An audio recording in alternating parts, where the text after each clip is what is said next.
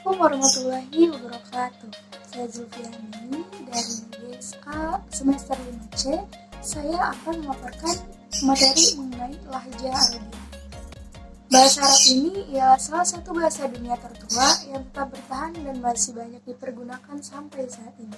Bahasa ini telah tersebar luas di seluruh penjuru dunia, bahkan telah banyak dipergunakan sebagai bahasa resmi di banyak negara pada masa kerajaan Islam terdahulu.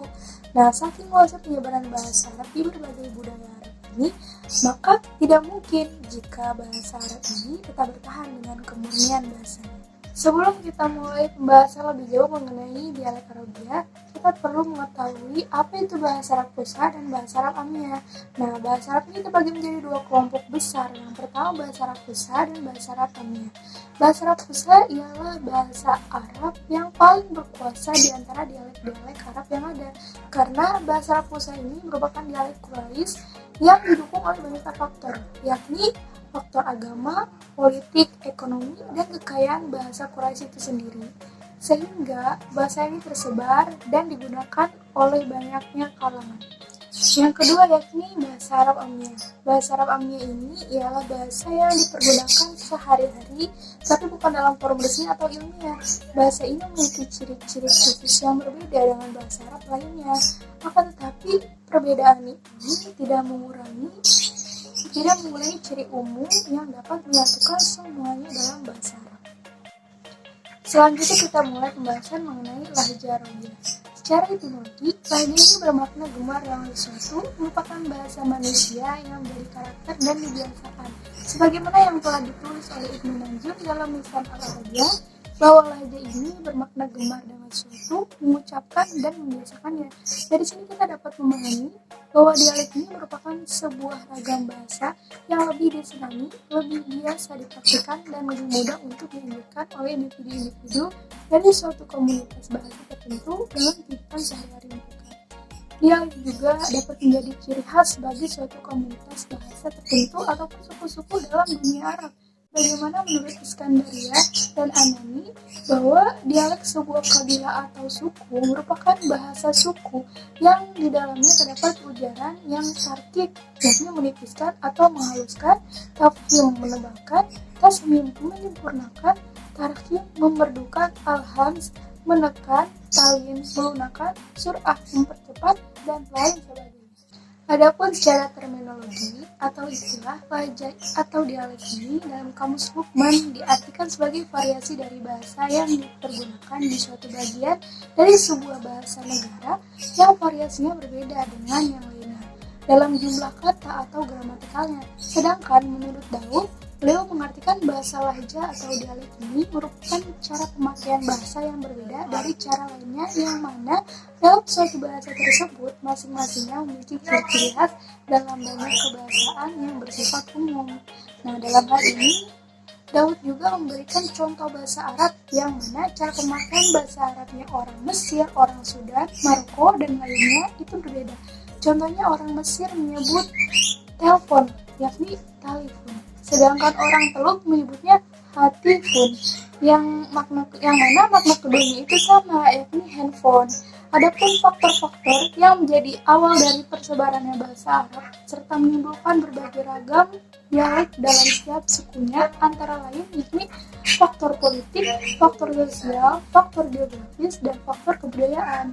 Nah, faktor-faktor tersebut itulah salah satu penyebab ketersebaran bahasa Arab di berbagai suku atau kabilah yang kemudian terciptalah dialek bahasa dari masing-masing kabilah tersebut. Karenanya, sudah bukan hal aneh jika saat ini banyak bahasa Arab yang berbeda pengungkapannya tetapi memiliki makna yang sama ataupun sebaliknya. Adapun para ahli bahasa sudah terbiasa memberikan nama pada setiap dialek yang digunakan oleh setiap suku Arab, kecuali dialek Quraisy. Berikut nama-nama dialek dalam bahasa Arab beserta asal kabilahnya. Yang pertama yakni Istinto. Istinto ini merupakan dialek kabilah yang berasal dari Yaman. Istinto ini ialah membaca ain sukun dengan nun sukun apabila berdampingan dengan to. Contohnya ato yang dibaca anto. Sebagaimana Hasan al-Bishri dan Ibnu Muaisin yang membaca surat Al-Kautsar sebagai berikut. Inna antoina kal kausar. Yang kedua yakni taltalah. Taltalah ini merupakan nama dialek kabilah Bahra. Tabala ini ialah gejala bahasa untuk mengkasrokan huruf mudhora'ah. Contohnya ana i'lamu, nahnu ni'lamu, dan anta ti'lamu. Nah, fenomena ini merupakan fenomena lama dari bahasa Semit yang masih ada dalam bahasa Arab Syianiyah dan Habsyah. Fenomena bahasa Arab kuno ini juga masih ada dalam bahasa Fusha. Nah, selanjutnya yakni Shanshana.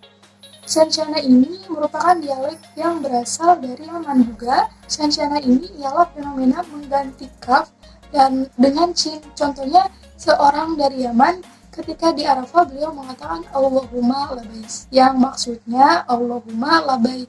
Bahkan sampai saat ini dialek ini masih digunakan di Yaman. Dialek ini dalam beberapa sisi hampir sama dengan dialek Kashkasha.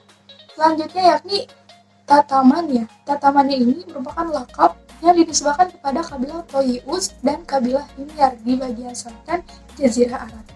Nah, tamtamannya ini merupakan gejala mengganti lam ta'rif menjadi mim sukun.